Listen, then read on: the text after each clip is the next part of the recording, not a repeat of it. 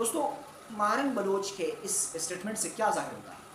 اس سے صاف صاف بغاوت ظاہر ہوتی ہے، اس سے صاف صاف انقلاب ظاہر ہوتا ہے، اس سے یہ ظاہر ہوتا ہے کہ بلوچ بھائی اور اے پی کے موجودہ پٹھان، شمالی بلوچستان کے پٹھان بھی اس ریاست سے کافی ناراض ہیں، کافی دکھی ہیں، کیونکہ وہ دکھ کا اظہار ان اسٹیٹمنٹ سے آپ کو پتہ چلتا ہوگا کہ یہ کتنے غمزدہ ہیں اور یہ کیوں کر رہے ہیں۔ اس کا علاج کیا ہے؟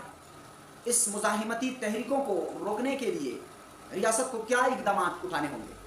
ریاست کو کیا لائے عمل اختیار کرنی ہوگی اس انقلاب کو روکنے کے لیے؟ یہ انقلاب خدا نخواستہ اس کنٹری کو، اس ریاست کو دو لخت نہ کرے، 1971 کی طرح جیسا ہم سے بنگلہ دیش علیحدہ ہوا، خدا نہ کرے کہ ہم سے بلوچستان اور کے بھی جدا ہو۔ کیوں؟ کیونکہ ان اسٹیٹمنٹ اور ان دھرنوں سے، ان احتجاجوں سے، اس مزاحمتی تحریکوں سے اور اس انقلاب سے یہ ظاہر ہوتا ہے کہ ہمارے بلوچی بھائی ناراض ہے اور ہمارے پٹھان بھائی ناراض ہے اس ریاست سے۔ اس ریاست سے ان کا کیا گلہ ہے وہ ان اسٹیٹمنٹ میں آپ نے خود دیکھا، میں نے آپ سے شیئر بھی کیا، اور ایک بار پھر مختصر سی انداز میں آپ سے شیئر کرنا چاہتا ہوں۔ ان کا چھوٹا سا سادہ سا مطالبہ ہے کہ ہمارے حقوق ہمیں دیا جائے، ہمارے فیصلے ہم پر منحصر ہیں، ہمیں چھوڑے جائیں تاکہ ہم اپنے فیصلے اپنے آنے والے نسل کی اور اپنے مستقبل کے فیصلے ہم خود کریں۔ یہ تو آئینی مطالبہ ہے، یہ تو ہر انسان کا بنیادی مطالبہ ہے کہ وہ اپنے فیصلوں کا اختیار رکھتا ہے۔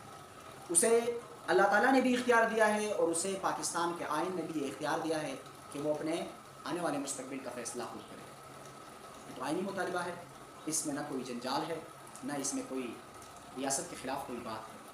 وہ کہتے ہیں کہ ہمارے جتنے بھی بلوچ بھائی لاپتہ ہوئے ہیں ان کا آتا پتہ ایڈریس بتائیں، اگر آپ کی قید میں ہیں تو ہمیں ان کا جرم بتائیں، ان پہ جو جرم عائد ہے، جو انہوں نے جرم کیا ہے وہ جرم ہمیں بتائیں، اور اس جرم کا کیس عدالت میں لائیں، اس کیس کو عدالت میں لگائیں تاکہ عدالت تمام تر گواہوں اور ثبوتوں کو مد نظر دیکھتے ہوئے ان کو سزا دے۔ ہم چاہتے ہیں کہ ہمارے پیاروں کا جرم بھی معلوم ہو اور ان کا آتا پتہ بھی معلوم ہو، اگر وہ مرے ہیں تو ان کی قبر، ان کی لاش ہمیں دے دی جائے تاکہ ہمیں اطمینان ہو۔ جو عورتیں اپنے شوہر کے انتظار میں بیٹھی ہوئی ہیں، وہ انتظار میں ہے کہ ہمارے شوہر آنے والے ہیں، وہ طلاق یافتہ نہیں، کسی اور مرد سے وہ شادی نہیں کر سکتے، اگر ان کے شوہر مرے ہوں، فوت ہوئے ہوں تو ان کو کس چیز کا انتظار کروا رہے ہو؟ تو پھر انہیں یہ بتا دو کہ آپ کا شوہر فوت ہو چکا ہے تاکہ وہ دوسرے مرد سے شادی تو کریں۔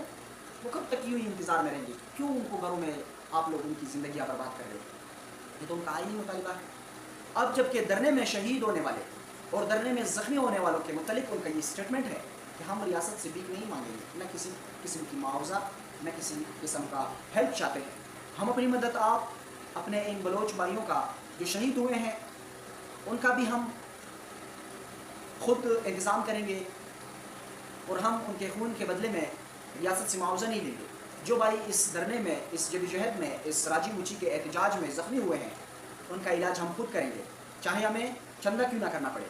اگر ہمیں چندہ کرنا پڑا تب بھی ہم جا کے چندہ کریں گے، مگر اس ریاست کے سامنے اپنی جوڑی نہیں پھیلائیں گے، اس ریاست کو ہم سوال نہیں کریں گے، ہم یہ ریکویسٹ نہیں کریں گے کہ ہمارے جو زخمی ہے اس احتجاج کے لواحقین اور اس احتجاج کے زخمیوں کا علاج کا معاوضہ ہم آپ سے نہیں لیں گے۔ ہم یہ کر کے دکھائیں گے، ہم یہ دکھا کے رہیں گے کہ ہم بلوچ ایک خوددار اور بہادر قوم ہے، ہم اپنی آزادی کا، اپنے حقوق کے لیے جنگ لڑ رہے ہیں، جو جنگ ہمیں جیتا ہوا نظر آ رہا ہے۔ یہ تھا مارنگ بلوچ کا کل کا اسٹیٹمنٹ اور آج کا اسٹیٹمنٹ، دونوں ہم نے آپ سے شیئر کی۔ مزید بھی نیو اپڈیٹس جب آئیں گے تو ہم آپ سے شیئر کرتے رہیں گے۔ تب تک کے لیے اتنا ہی، ملتے ہیں نیکسٹ ویڈیو میں، اجازت دیجیے، اللہ حافظ۔